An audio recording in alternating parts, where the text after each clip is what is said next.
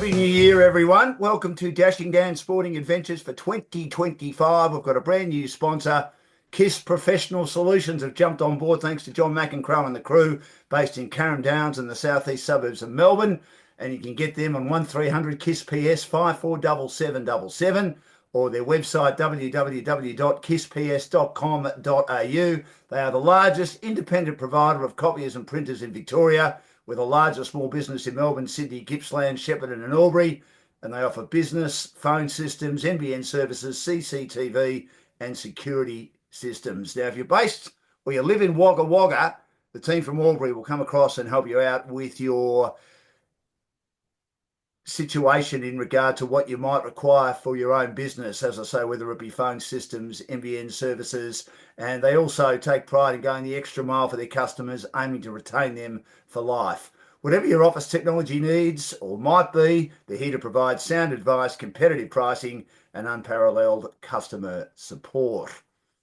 My guest today is a well-known sports broadcaster. He's got the greatest knowledge of anyone I know when it comes to sport. He's only 30 years old, but he knows everything. And we're talking about the Test series between Australia and India. Some say it was the greatest of all time. Not sure about that. Certainly we've got the greatest crowd at the MCG for that Test match, which had swings and roundabouts in regard to momentum shifts between Australia and India. Australia won the series quite comfortably in the end, 3-1. Damian Watson, welcome to Dashing Down Sporting Adventures. Pleasure to be with you, Dan. And yeah, it's an interesting debate, isn't it, in regards to whether it's the greatest series of all time. I think there's a lot of Australians out there with a bit of recency bias and patriotism affecting their judgment in that respect. I don't think it's the greatest of all time. I think it was too one-sided for it to be the greatest of all time on paper. I know it was probably closer to what the scoreline eventually at the end of the series produced, but at the same time, I think we've seen closer, tighter series in the past. Did ball dominate bat too much? Oh, in certain instances, but we did see some good innings, didn't we? I think, we didn't see any instances where we had, or too many instances where we had a big innings of 500 plus, like we did when they came here, when the Indians came here in 03, 04. And that, there were a couple of beauties there. The Adelaide Test match, I think, is an underrated one from that summer, going back just over 20 years ago. But look, I would prefer a ball dominated. When I say ball dominated, a slightly more, I guess, a Test series in which ball had a bit more of an influence the bat than an absolute road. There are a couple of batters from each team that did well. Jai's well. We'd heard a lot about him. A magnificent 100 in Perth and a couple of 80s in Melbourne. He ran himself out in the first innings and carried on a bit like a pork chop in the second when he was clearly out caught behind, even though the Snicko didn't register anything, but you could tell it was off the bat, but he batted pretty well. And Travis Head, when he goes. He's either all duck or no dinner, though, Travis Head. Had 3 innings in a row where it was 0, 1 and 4, but before that, 89 and 200s. But other than that, Steve Smith got some runs as well. There weren't too many others that shone. It's true. I think there's still an issue in regards to the depth. That's always been the case, hasn't it? Where in the last 5 years, if Smith and Labuschagne haven't fired, you do question the consistency of the depth of the batting order. I still think Travis Head had a very good summer if you looked at it holistically. But, you go back 12 months, it was a completely different story, wasn't it, Dan? So I think he's an entertaining player all the same, though, and seems like a good bloke too, just to add to that. But, yeah, I think it'd be interesting to see what happens, the makeup of the top order going forward as well with Khawaja, and we'll discuss that as well. Khawaja didn't have a very good series, whether he stays in that Australian lineup, because, at the end of the day, the proof is in the pudding, isn't it, Dan? And he didn't necessarily step up. I know, he's got some runs on the board if you go back at certain instances where we thought his Test career was over and he managed to turn things around when the question marks were on him, but the question marks are on him again. Should have he made Sydney his last Test? I think he should have. I think it would have been a nice way for him to bow out in his home city. I know that he moved to Brisbane about 10 years ago, the same time Phil Hughes, the late great Phil Hughes, or the late Phil Hughes moved to Adelaide, and his career has certainly kicked on in Brisbane. I thought it would have been a nice time to go out because he'd shown, I thought, during the Indian series that his best was past him. Potentially from a sentimental point of view, but I think he still feels that he's got plenty more to give. I think the decision might end up being made for him. I do wonder, though, they've got the series coming up in Sri Lanka, whether they try and blood someone else coming into the lead up to the Ashes summer next summer, or do they persist with him, given that Kawaja, he does have a tendency when he's back, if you look back at his career, when his back is against the wall, to stand out, particularly against those subcontinent teams. So I do wonder whether it's going to be a bit of a renaissance for him or whether they're hanging their hat on that. But if you want to look to the future, Dan, and you look at the average age of this Australian lineup, maybe it is time to blood a few youngsters in a series against Sri Lanka, in a series against the West Indies, or a player with lesser experience that can shine over the next 15 to 20 years, and they get their opportunity to do it now rather than in a big time series. I know times were different, and when South Africa didn't come here in 71, 72 due to apartheid, and Don Bradman quickly organised the rest of the world team, captained by Garfield Sobers, to come out here, and a lot of players were not chosen. Bill Laurie, Graham McKenzie, and Redpath didn't have a great summer, and they were, I suppose, experimenting, looking ahead to the Ashes of 72, and picked Graham Watson, picked Ashley Woodcock, picked Bruce Francis, these sort of players, Ross Duncan, John Benno, to try and find the best players. Maybe they could do that with Sri Lanka and the West Indies. The World Test Championship coming up against South Africa in June. They probably would want to experiment then, but there are some players who I think aren't far away. Henry Hunter's one that I've been pushing for a while. He got back-to-back hundreds in the last two Shield games. Of course, they don't play any more Shield cricket till after the Big Bash, but he was one that was in form, and maybe he's worth a go. And I'd like to see McSweeney get another go, but probably not in the opening position.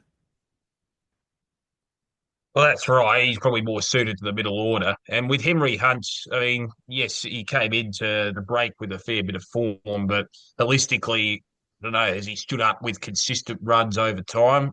Probably not yet. So it does come down to that fact that we don't see as many players banging down the door. But I think is that going to be, Dan, probably a commonplace thing going forward where you don't have as much Shield cricket on a basis of continuity because you've got the Big Bash in the middle, and we're seeing a lot of players adopt more of a T20 style in their batting, and we've seen the evolution of the long format of the game reflect that. We're not going to see as many players bang down the door as much with big scores because there's just not the opportunity, or the evolution of the game is against that disciplined style of batting where you can stay out there for a long period of time. Well, you're right. I mean, there are so many players nowadays who are looking ahead at the big money being offered by all the T20, even the 100 competitions that are now existing in England, Yeah. that are occurring around the world, and they're getting a power hitting coach in to help them play these improvised shots because they think they're going to be a better chance of playing in these tournaments and making big money quickly instead of learning the game properly in regard to having the right technique to play the longer form. And that's, to me, is a big concern, being a purist, loving Test cricket ahead of all the other forms. I'd broadcast anything when it comes to cricket. I love the game that much. But when it comes to just watching, the one that I would watch if I had a choice would always be Test cricket. Problem is, though, Dan, the younger generation, they want to see the T20, don't they, I really? I do. mean, it's a it's a bit different. I think in Australia, there's still, and in certain parts of the world, there's still that appreciation of Test cricket. But if you look at cricket globally, Dan, we're seeing a bit of it in South Africa at the moment, where their schedule is being influenced a lot by the dominance of T20 cricket. Even though South Africa have made the World Test Championship final, we don't see as much of it. Look at the crowds; they're bloody sparse over They there. are. Every They are. time you see a shot of a South African home Test match, there's literally sometimes I wonder if there's anyone aside from two cats and a dog in the crowd. So I think you've got to cater for that fact that we're going to see more and more domestic pop-ups of T20 competitions around the world. That's going to narrow down the test schedule because you've got to fit, there's only so many months in the year. And, that's where the money is. So I think it's just a reality. I agree with you in the sense that I prefer test cricket as well because it's what we grew up with. But at the same time, players have got to earn their money while they can, and they've got to get the crowds in. And more often than not, they turn up to the T20 format. So it's just the way it is. This is Dashing Dan Sporting Adventures, the first one for 2025, and you can get this podcast and all the other Dashing Dan Sporting Adventures podcasts on all the various social media platforms and also Spotify. And we're here for KISS Professional Solutions, based in Carrum Downs in the southeast suburbs of Melbourne. Offices also in Melbourne, Sydney, Gippsland, Shepparton and Albury, that also service offices in Wagga Wagga. They offer business phone systems, NBN services, CCTV, and also security systems. Whatever your office technology needs or might be, they're here to provide sound advice, competitive pricing and unparalleled customer support with John McEncrow and the team. 1300 KISS PS or 547777, and the website www.kissps.com.au. Have we seen the last of Mitch Marsh, Damian? Yeah, I think so. It'd be great to see him. When we thought about Mitch Marsh going out, bowing out before he had that renaissance in the Ashes series, of course. But look, it's hard to see him getting back in because he hasn't shown. I know he had that. He was close to getting a century in Boxing Day, the Boxing Day Test match in 2023 against Pakistan, but he just hasn't shown that consistency. I think there was almost, and it's very rare that you get universal appraisal when it comes to selection decisions, Dan, but I think you got the sense as well that most people agreed with the decision to put him out and put Bo Webster in. Bo Webster had been banging down the door at Shield level, not necessarily with big scores, but just with his general contribution because he provides so much variety and he deserved his go. There was almost universal appraisal with that selection decision, which doesn't happen too often, Dan, as we know. Mark Waugh says Mitch Marsh is a great bloke, though, Damien. A great bloke. Michael Clarke, though, wasn't a great bloke, and he played a lot of Test cricket because he was a good player. Stuart Law was a great bloke, but he didn't play a lot of Test cricket either for various reasons. Steve Waugh didn't like him, and Ricky Ponting didn't like Brad Hodge. Yeah, this is the thing. Like, there's always going to be that element of politics. We see it in most facets of life, don't we, Dan, in most industries. So unfortunately, it's a reality of human beings being together. But yeah, I just doubt whether we're going to see him come back in. There's just not that appetite unless he can have some sort of renaissance at domestic level. It is a bit of a shame in a way for him to go out that way, but at the end of the day, very rarely does a player go out on their own volition. So it's an interesting one. You mentioned great blokes. I don't know if we saw a lot of great blokes in the Indian team with some of their behaviour over the series in general. I just got the sense, Dan, you know, I didn't mind a bit of the byplay between Virat Kohli and a couple of the others with Sam Constant because it made for great theatre. But I think just in general, their body language amongst themselves, the way they spoke to each other, the way they reacted when things weren't going their way, I just thought they whinged a bit too much. And as a result, they lost their focus out there on the field. I don't know if you got that sense, Dan, but that was something I just couldn't cop. I think the head rots from the top, doesn't it? I think Gautam Gambhir is he's an interesting character, isn't he? He can be quite difficult. He can be cantankerous. He can be recalcitrant at times, for want of a better expression. He never seemed to be happy. He was blaming Sam Constas for getting ahead of himself when he should have been concentrating on the poor batting of his team. The impression I got was he got Richard Park not to play his natural game, and I know he played two terrible shots in Melbourne, and Sunil Gavaskar in particular, one of the greatest pieces of commentary we heard on the ABC, stupid shot, and he was right. But that's the way he plays, and it came off for a fair while in Sydney, and I still think that if he had another half an hour able to do what he was doing in Sydney, they might have had enough runs to defend. But then again, I still think they needed a fit Jasprit Bumrah, which they didn't have in the second innings in Sydney. He was the key, wasn't he? Oh, no doubt about that. I reckon it would have been more of a one-sided contest had he not been around, and that includes the Perth Test match, to be honest with you. And it's an interesting one with the influence of Gambia as well. I think you're right. They needed to focus more so on their performance. I think as I said, I thought the byplay was very good for the series. It gets the eyeballs on the series, Dan. But I think they didn't do themselves any favours at all by focusing and whinging about things that they couldn't control. I mean, look at the situation with the DRS as well. I mean, they say, oh, you got to look at Snicko, and the technology says that there was no contact with the bat when it was pretty clear, even to someone who's 75% blind, Dan, that there was contact with the bat. that situation that I just didn't really understand. And I thought if the shoe was on the other foot in that instance, ultimately there would have been whinging and probably a cry of cheat, cheat, cheat from the Indians if it had been the Australians in that situation. Just citing an example. I mean, it was clearly out, and it was just that Snicko wasn't working, and the Indians then have the attitude that okay, well, Snicko's part of the DRS. If it doesn't show that there was an edge, it can't be out. But at the end of the day, it was definitely out. The Australians heard something, and they went up and they got their reviews right in Melbourne. The Indians, when they started panicking in that great partnership, and I don't think it's been given enough credit, Boland and Lyon, I was there with my son.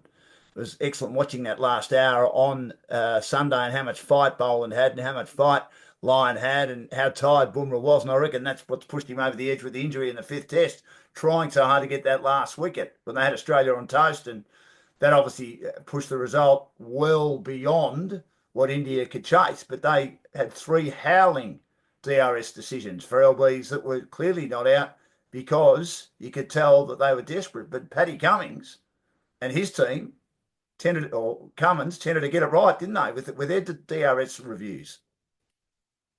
What are your thoughts, Dan, on the reception surrounding Pat Cummins? Because I still get the sense amongst the Australian, and it is a hard gig being an Australian captain because you're going to get criticism quite often throughout your reign and your tenure.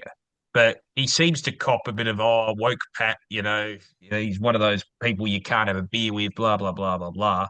And look, maybe to a certain extent he does give off that perception, but at the same time, Dan, how often in the last 2 years has he dragged Australia out of trouble? And that includes a couple of instances in this series where they looked gone. And he's managed in both with the bat and the ball, managed to drag Australia out of the mire.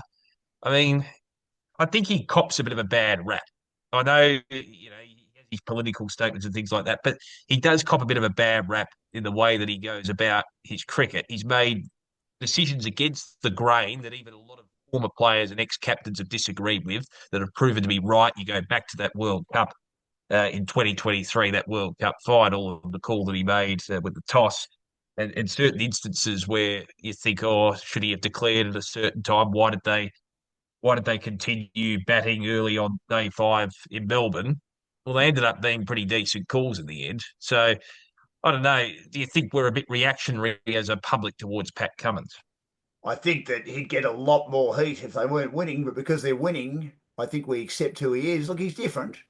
He is trying to change the perception of the Australian team. I mean, I thought Andrew McDonald went way too far with Sam Constas as well. And it again comes, I reckon, from the coach and the management to the captain. This is how we need to behave. And yet Sam Constas was, I think, biting off more than he could chew, particularly with trying to stop Bumrah from bowling because they didn't want to get an extra over in. They were happy to make that the last over on the first day in Sydney. And then Bumrah got the wicket and then said, well, there you go, son. And then Andrew McDonald has said, I hope he's okay. I mean, Sam Constas is fine. Yeah, look, it's an interesting debate, Damien. I think that he has a lot of views and maybe he has too many views, Pat Cummins, but you cannot criticise the way he plays. He leads from the front. He's got Australia out of trouble many times with the ball. And we know how handy he's been with the bat with some white knuckle knocks. That win in the first test of the Ashes in 2023, how good that was. He and Nathan Lyon batted beautifully together. So, look, he's a terrific cricketer and leads from the front. Whether he's the sort of captain that can come out and say things and fire his team up, I'm not sure about that. But I think he's the right leader at the moment. Who knows who the next leader's going to be and when that next leader comes in, whether they're going to be similar to Pat Cummins or whether they're going to go in the other direction a bit and leave out having views on what's happening in the world outside cricket. That's what lies ahead for us. But in regard to him as a cricketer, you cannot fault him because he's always performing and performing well. And who would have thought 13 years ago after he injured himself when he made his debut as an 18-year-old that he'd be close to 300 wickets and be virtually a bowling all-rounder and one of the best cricketers that we've had in this century. Yeah, exactly right. And it's an interesting one with reactions. We'll touch on Sam Constant shortly, but I'm interested to know your thoughts because you've analysed the media and the public over a long time, Dan, and their reaction to certain things in sport. And I think maybe it's consequence of the social media age where we are a lot more reactionary. But coming into the series, I think there was a bit of, I wouldn't say cockiness about maybe the Australian fans, but I think a lot of people thought Australia would smash India. And then after Perth, there was almost a sense of crisis about the situation because they played so poorly for much of the Perth test. And a lot of people were calling for change. And yet things turn around very quickly. And I know it's human nature, but do you think as a public and as a media, there was too much of an overreaction? I know it probably helps the publicity of the tour, but when you think about it, there's a lot of outrage and a lot of conviction, probably over conviction of opinions very, very quickly based on results. It's a fickle world that we live in.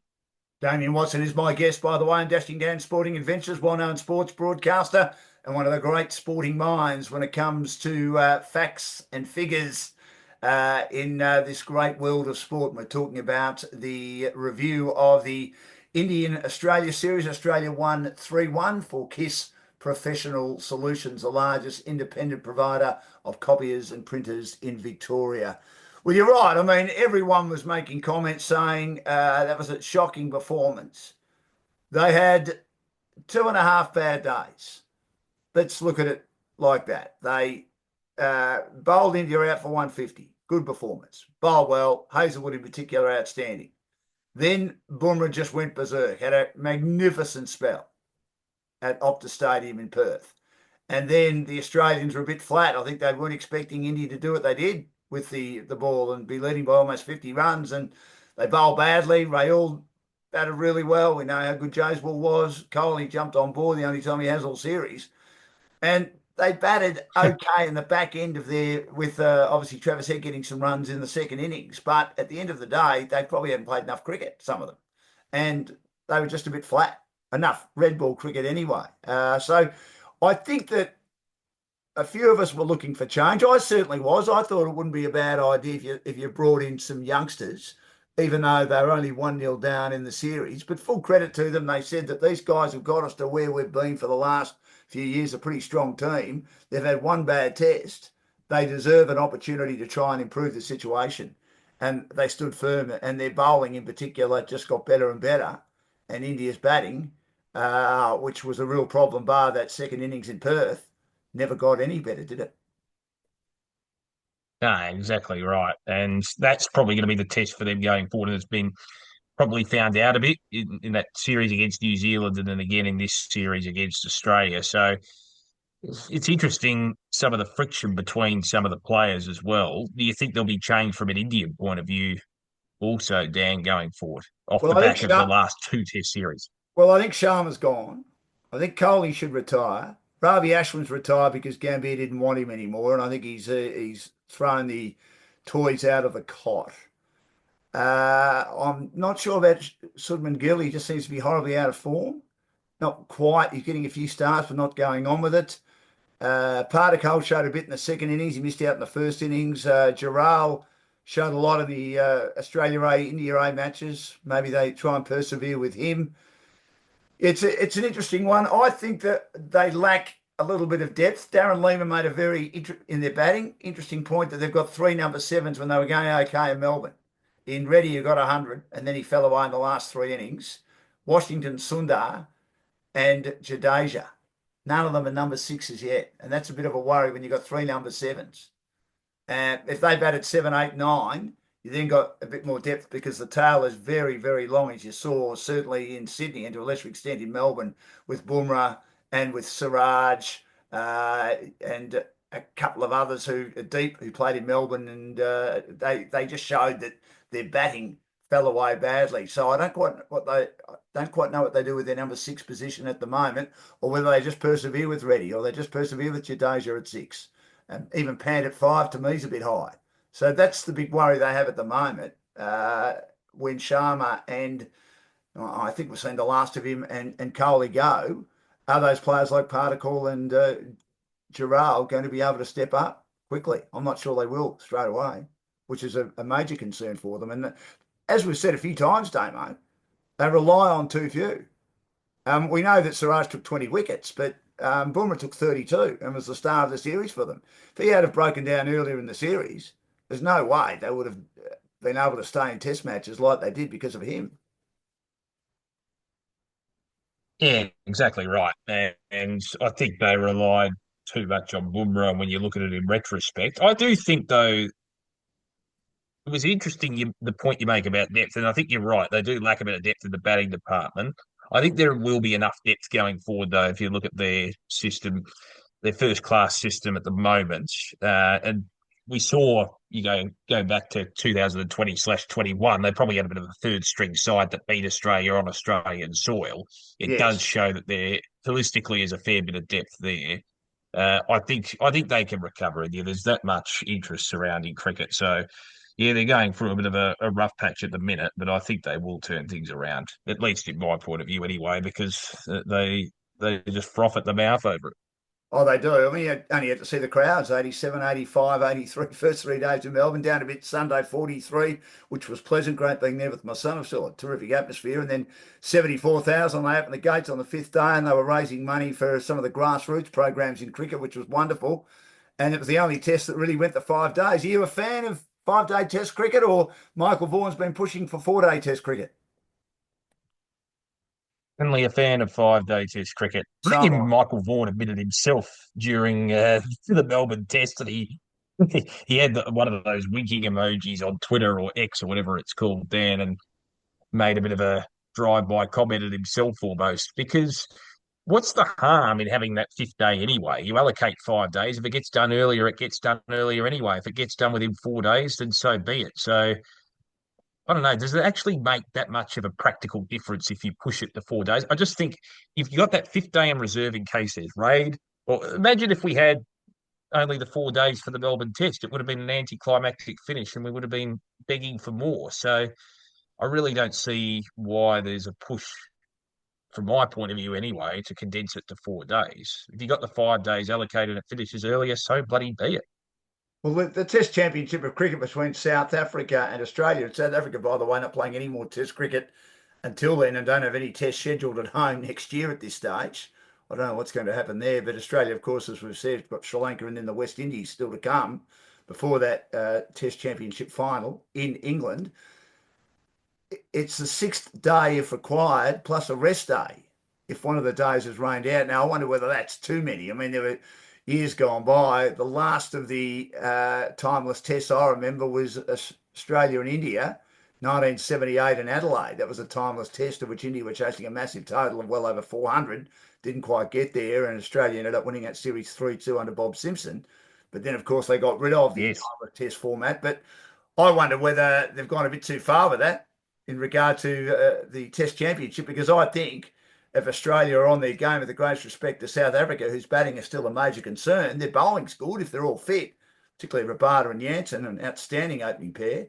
I think that Australia will win that test and win it quite comfortably. Maybe just to that point in regards to the scheduling, maybe they just see it as a bit of a novelty in case there is a fair bit of England rain, then and they've got that in reserve potentially.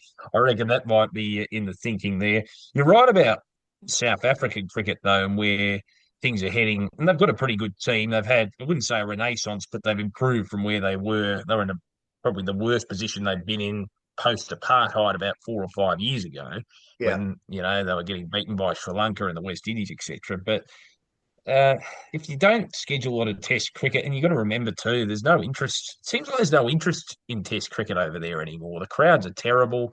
It seems like rugby union's always been their dominant sport, Dan. But I don't know. I'm not there. I'm not on the ground, so I can't make an effective judgment. But I do worry about the status of cricket. I suppose they're more focused on the T20 format, but the status of cricket over there in South Africa compared to various other sports.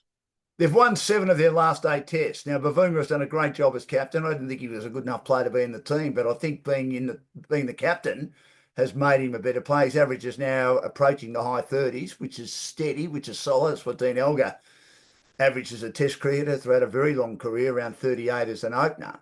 So he's certainly got better. And we know Rabada and Jansen are outstanding, and Bosch showed a bit, and Patterson showed a bit, and Varenya's made runs.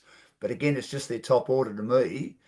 is still a work in progress. So I wanted to ask you about Scotty Boland, outstanding. Could he play to 40 like James Anderson? Hasn't played as much cricket as some of the others, and we see Josh Hazlewood starting to almost come to an end. He turns 34 on January the 8th, the same day that I turned 56. Gee, I'm getting old. And the great Lawrence Rowe of the West Indies celebrating a birthday as well, one of my favourite players, and the late Elvis Presley and also Adam Good. So it's a great day for birthdays outside me, Damo. But Josh Hazlewood getting on a bit. But Scott Boland's 2 years older than him. In fact, he'll be 37 later in the year. Could he play till 40? Potentially, he hasn't experienced as much of a load as Hazelwood has in recent years, which might work to his advantage. I think as long as he's fit and firing, absolutely he can. He's very effective. I think it's predicated on the conditions he's confronted with. We know he loves bowling at the MCG. We know the SCG pitch in general wasn't great, but it suits his style of bowling, as we know, because he gets that movement, that late in swinging out, swinging movement, can turn it around, can change it up with that variation, that subtle variation. I think he can continue, and we're seeing greater durability amongst athletes globally, aren't we? Not just in cricket. So if he stays fit and firing, absolutely, he can do a Bob Holland and play at the age of 40. He's been outstanding. I mean, the way he's been bowling just in Sydney, and I thought that wicket wasn't a great wicket. I mean, I looked at it the first couple of days and thought, gee, it looks exactly like the infield next to it and even the outfield. That was how green it was in the first 2 days and certainly favouring the bowlers. But he hardly bowled a bad ball bowling. He just was bowling metronomically like Glenn McGrath. And he's just got better and better the older he's got. I mean, you could have had any money you liked 5 years ago that he was going to play for Australia and play an important role like he is now at the age of 36, almost 37. Well, he's got that cult status as well, which always helps. The public love him, even though he's not a very flamboyant character. It's amazing how the public sort of have become attached to him as well. I know the Boxing Day 2021 Test exploits helped that, but yeah, I think you're right in regards to it's a good word you use as metron.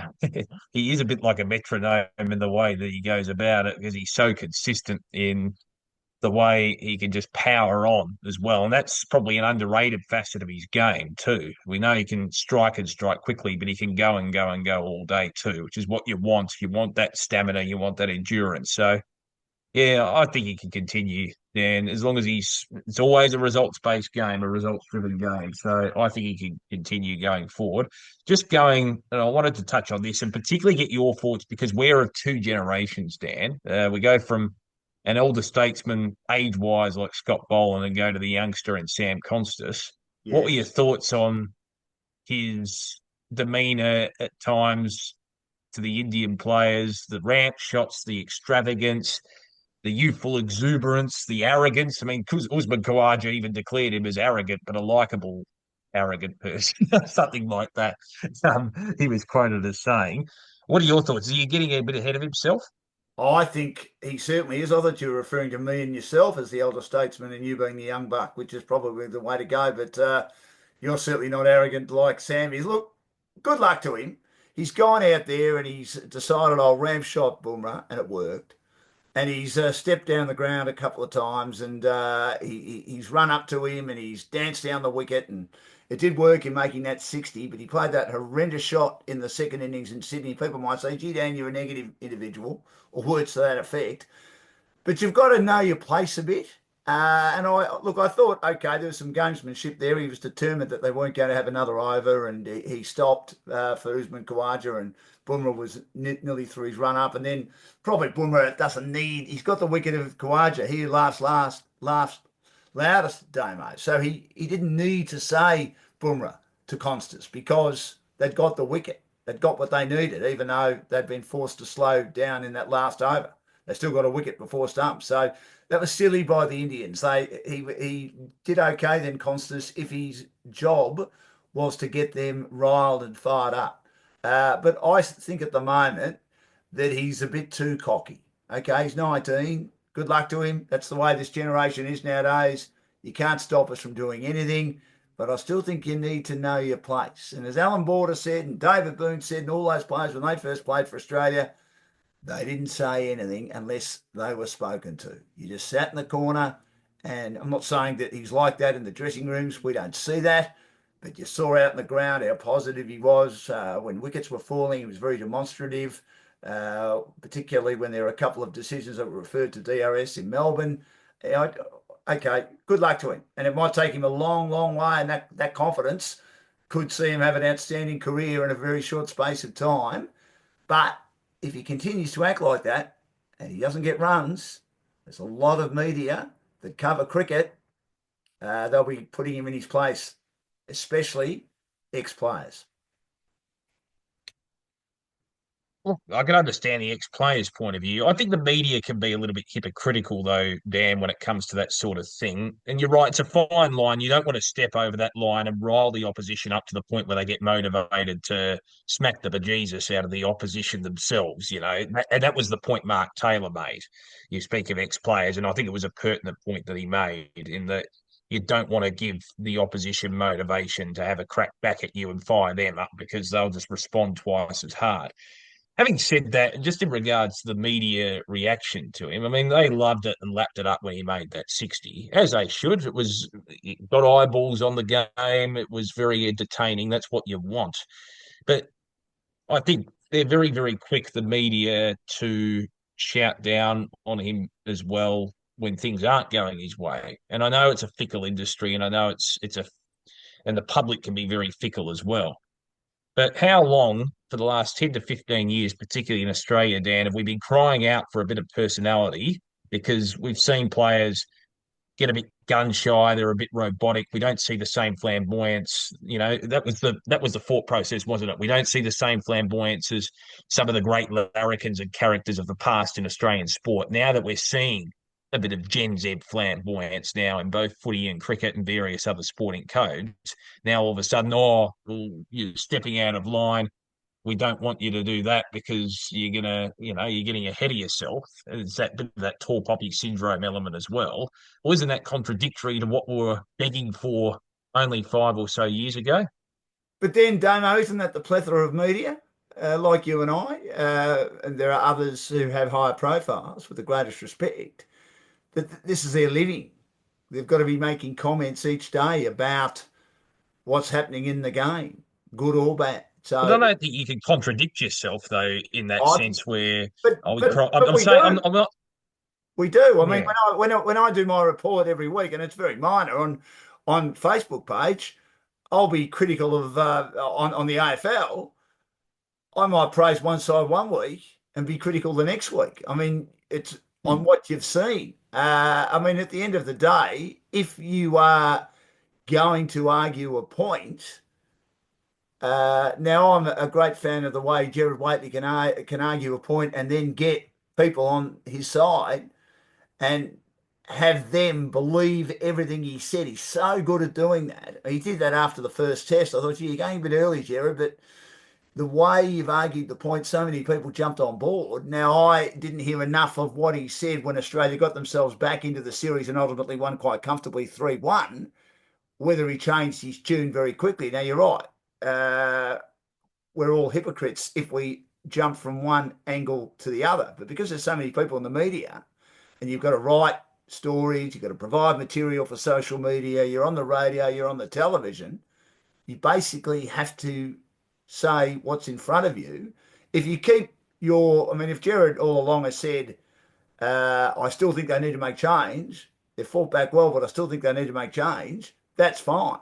But then again, if you jump and completely say, well, those who said that Australia were ordinary in the first test and needed to completely rearrange their test side, it's a nonsense compared to what's happened now. But that's what we tend to do in the media because at the end of the day, we've got to make opinions and we generally make opinions of what we've just seen, if you know what I mean.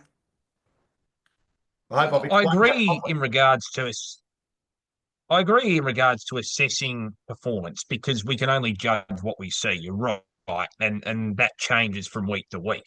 And I think there's merit in absolutely changing your opinion based on a change of performance from a team or a player.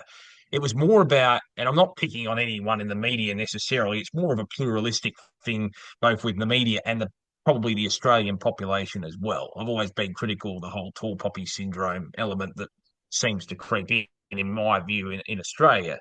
But it's more about targeting players who show a bit of personality. You know, I would have thought we liked larrikins, and I know you don't want to go overboard and rile the opposition up, but at the same time, we've been crying out for personality. We hate the robotic element of sports people. Not hate it, but it gets bums on seats when we have a larrikin, when we have someone who's very, very flamboyant. And I reckon that was missing for a long period of time in sport until the new Gen Z crew have come in and changed things. And in my view, to a degree for the better, because it gets far more attention when you play an entertaining brand of either footy or cricket or whatever sport you're playing, and you show a bit of flair to it as well. I mean, we saw that from players in various sports in the 1980s, and now we're seeing it again in a different way with the Gen Z. I agree with the media and with the public when they change their tune on performances, because you go by what you see, but personality is personality, right? So that's where I have a problem with the contradiction. This is Dashing Dan, Sporting Adventures. Damian Watson, well-known sports broadcaster, is with me. We're talking about the series that's just ended. Australia beating India in the cricket 3-1. They dropped the first test. They won 3 of the next 4 and probably on the way to winning in Brisbane as well, which was ruined by rain. We're here for KISS Professional Solutions. 1300 KISS PS 547777. They're the largest independent provider of copiers and printers in Victoria. They're based in Carrum Downs, also in Sydney, Gippsland, Shepparton and Albury, and they service the Wagga area. They offer business, phone systems, NBN services, CCTV and security systems. They take pride in going the extra mile for their customers, aiming to retain them for life. Whether your office technology needs or might be needing material or new technology, they're here to provide sound advice, competitive pricing and unparalleled customer support. Go and see John McEncrow and the team. Yeah, it's a fascinating point you bring up. And the media, though, we're all in it. We're all trying to find a story. We're all trying to make comments. But I think that at the end of the day, Cricket Australia would be delighted with the amount of interest Yes. that this particular series has created. Whether we get the same amount of interest for the Ashes, do you think we will, or do you think the crowds won't be anywhere near as big overall as we got, especially in Melbourne, Damien? It's a good question. I think there will be that interest. I mean, we're coming off the back of a good summer interest-wise here, and also the 2023 Ashes, Dan. I know it probably seems like a lifetime ago now, but remember how much interest was involved there, because we had a pretty good series where it was going to and fro, and it dominated the papers and dominated the media even over there in England, which hasn't always been the case in the last 15 years when it comes to the way the public receive cricket in England. So the 2023 Ashes series was a very entertaining one, and it had that spice with Bazball, with the Bairstow dismissal, etc.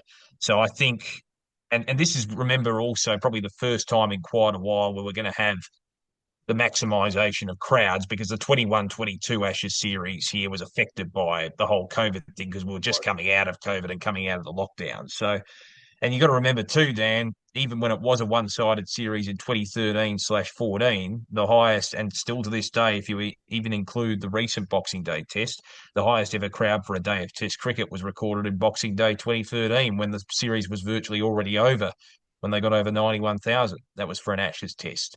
And I that remember, is always going to Damo, be part of history. yeah, I remember seeing Paul Sheehan, the then president of the MCC, on the second day of that test match, former Australian player. Hmm.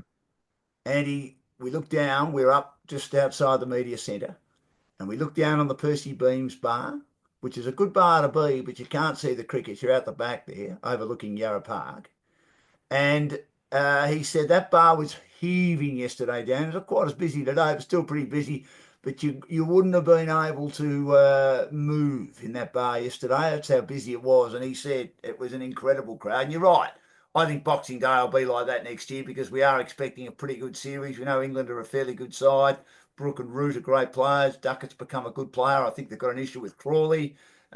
Stokes' body. It'll be interesting how that is in the back end of what's been a great career. He's played a lot of cricket, and they're bowling. Obviously, Atkinson is a good player now. come on over the last 6 months or so. They've got a pretty good side, England, haven't they? So I think they'll take it up to Australia, and this Australian team will be 1 year older. Yeah, exactly right. And I think there's still that element of an undercurrent of rivalry. Well, the rivalry's there anyway, but even in recent times with the verbal spats between both sides. So I think there'll still be that interest. There's no question about that. You could even argue greater. But it's interesting. I think the Ashes still has the number one mantle in terms of great cricketing rivalries that are played on a regular basis. But it's amazing how the Australia v India series has risen in terms of its standing, Dan, because for a long time, India didn't come here all that frequently. They It's didn't. probably only really been the last 25 years that they've come here on a 4 yearly basis, haven't they? So it's amazing how that's risen over time. Well, that's right. I mean, they came here in 67, 68, and then not again for another 10 years, 77, 78, and then 80, 81 for a three-test series. The only three tests that Greg Chappell, Dennis Lilly, and Rod Marsh, who played a lot of test cricket between them, played against India. And then we didn't see them again till 85, 86, and then that memorable series when there was the tie in 86. And then there was what 91, 92. So you're right, it was intermittent. But then the last 25 years, we can't get enough of them. And of course, in the early part of this century, they had that great top six. But the batting is just not as good as it was. What's your view on Jasprit Bumrah? Ian Botham says he's the best fast bowler he's ever seen. He, of course, has been here for the last two tests of the series for Triple M, commentating the cricket. We know he's one of the greatest cricketers we've ever seen, but he thinks Bumrah's the best fast bowler he's ever seen, and he's played against some of the best and seen some of the best. Yeah, I wouldn't rate him as number one. I think there's been some quick bowlers that have been more intimidating. And I think in terms of general bowlers as well, I still rate Warney as number one because he dig his side out of a hole. He was durable and probably would have got more wickets had it not been for suspension and also injury over time. But Bumrah would have to be in the top five in my view. He's got that unique style. He can take wickets very, very quickly. He's not in terms of his mannerisms, he's not necessarily intimidating, but by gee, his bowling's intimidating as well. And he's probably, and it's very rare that you see a bowler create a bit of an evolution on their own 2 feet in regards to the way they go about it. And I know he's got a unique style, but he's sort of allowed fast bowling to evolve through his own style. And you don't see that. That only comes across once in a generation. So yeah, he'd have to be up there in the top five, I reckon, for efficiency and the way he dismantles sides very, very quickly. And some of those full deliveries and the movement that he creates as well, absolutely superb. So he'd have to be in the top five, in my view. Are you worried about his body? I worry about the action, not whether it's illegal. I did ask Ian Botham this in an interview I did with him down at Mount Eliza Cricket Club before Christmas, and I said, "You worried about his action?" He said, "What's wrong with it?" You know, he quickly defended him. I said, "Oh, nothing in my mind, legality wise, absolutely not, as far as I'm concerned. I mean, it's interesting the way he delivers the ball and the wrist movement, the way he cocks the wrist, etc., looking to Yeah. work out which way the ball's going to go. He's a genius like that.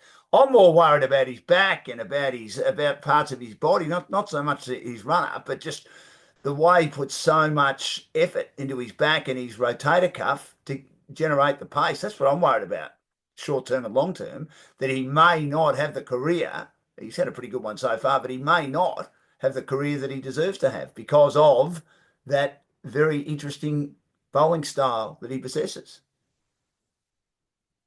It's a fair point you make, I think. The other element is, well, is it just a natural movement, of his body that, some players can cope with that sort of thing. Very rarely.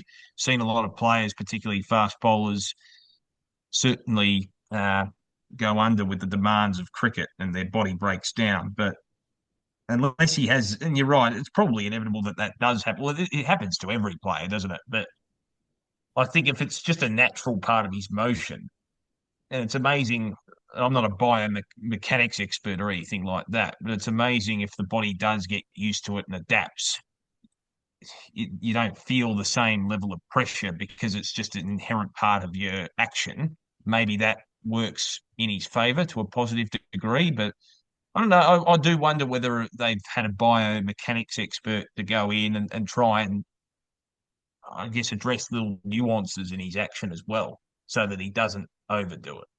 No, that's exactly right. But we just hope that he can keep playing because I just love watching him. I just cannot take my eyes off him watching him bowl. He's just absolutely sensational. When he was bowling, you just He hope that number he one for you? perform well. Oh, yeah, I think so. I love DK. DK was a magnificent bowler, but I think he's number one. I mean, there's a smaller body of work from him, 45 tests.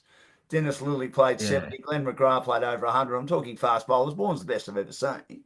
But in regard to bowling, but fast bowling, DK's right up there. But Bumrah's nearly with him now.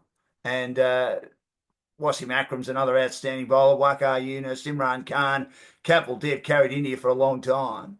He was a terrific bowler.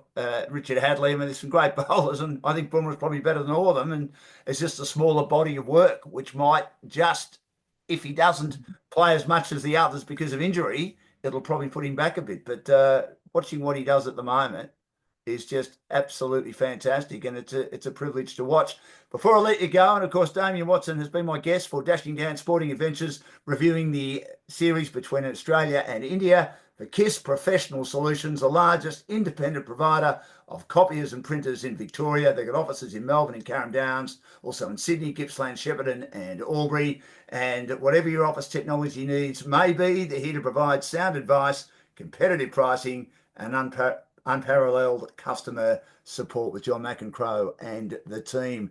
Should Steve Smith be captain in the absence of Pat Cummins in Sri Lanka as he's staying home for the birth of his second child? We wish him and his wife all the best in that venture. Or should they look at someone like a Travis Head? I'd have Travis Head. Yeah, in my view, I could only say this from the outside looking in because I always believe that the best judges are those within the four walls of the inner sanctum because you can have a perception and you can have a public profile in which you conduct yourself a certain way, Dan, and then you're very different behind closed doors. But having said that, just from the outside looking in, I'd probably have Head on top as well because he seems like a good bloke. He seems like his cricket knowledge has developed quite masterfully over time as well. He seems to have a very good temperament about him, which I think is important as a captain.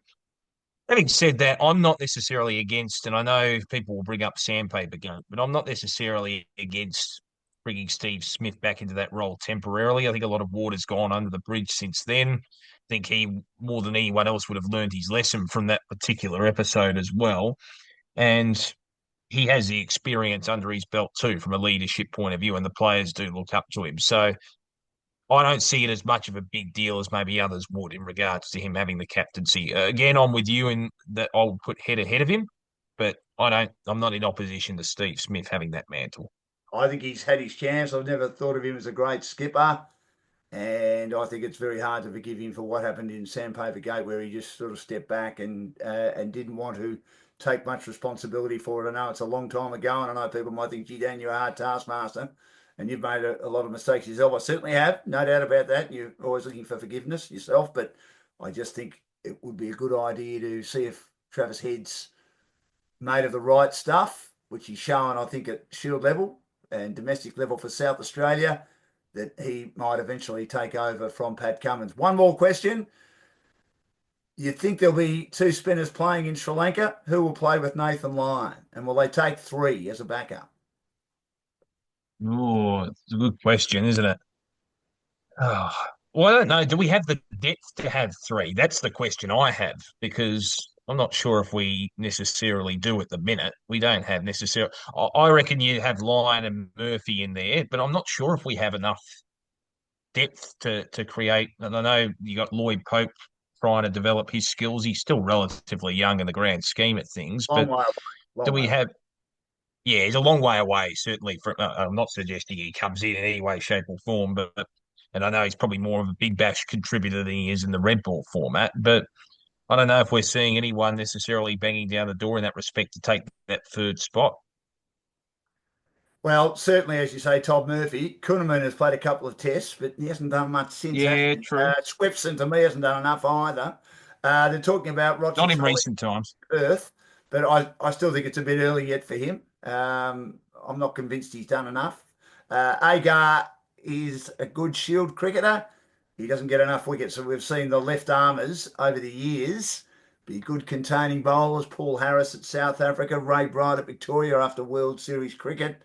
He played 25 tests for Australia. Xavier Doherty was a good shield cricketer, but again, he didn't get a lot of wickets. The left armers, to me, don't tend to be wicket-taking bowlers, especially at the highest level. And I think Agar's been tried a few times without much success. Michael Beer's another one. So, yeah, even though I think they like him as a cricketer, I don't think he's the sort of player we need. I mean, maybe Zampa might have been the one, but he's concentrated on the Big Bash and he hasn't played enough red ball cricket. But again, and we've said this before, Mitch Marsh is a good bloke, Damian, and that's why I think they liked him in the team. But at the end of the day, he didn't have the full Michael Clark, wasn't a good bloke, but was such a good player, he stayed in the team. I'm not sure that Zampa is the right sort of character to be in the team all the time. I know he plays T20 cricket, but again, it's all about being able to mix in the dressing room, which again, I think is wrong. If you're good enough to play, doesn't matter who you are, you embrace that character. We're all different. We've all got different skills to bring to the table. If you're good enough to play, good enough to perform, you should be chosen, shouldn't you? Yeah, I think you're right. Having said that, as we saw with Dean Jones, and I know that was addressed in recent times because I think it's the 30th anniversary, Dan, where his non-selection probably dominated cricketing discussion even more so than what was happening on the field. You know, he caused a bit of tension apparently in the dressing room, but we know he probably deserved to be out there when you look at the cricketing style of things as well. So there's a line you can't cross before you wreck the culture of the place. But just in regards to Swepson, I know you mentioned his name. If it had been at a different time, maybe he would have been in the conversation, but he hasn't produced that same form that he produced during the COVID summer where he took 40 wickets. And I know he's had his injury travails because he had that bad neck injury, Yeah. but he probably hasn't shown enough in recent times. Well, Damien, great to catch up. We're going to be doing this regularly. We will do a preview of the AFL season, preview of the NRL, see if Penrith can continue their mighty run. What a great team they've become in recent years. We know Melbourne Storm are a great side as well, and whether some of the bottom teams like Parramatta and West's Tigers can improve. And we'll also review the Australian Open tennis, which gets underway soon. We're here for KISS Professional Solutions. We thank John McEncrow for jumping on board. 1300 KISS PS 547777 is the phone number, or the website is www.kissps.com.au, and you can catch this podcast, Dashing Down Sporting Adventures with the great Damian Watson, on all your various social media platforms, including Spotify. Thanks, Damo, and we'll catch up again soon. Always a pleasure.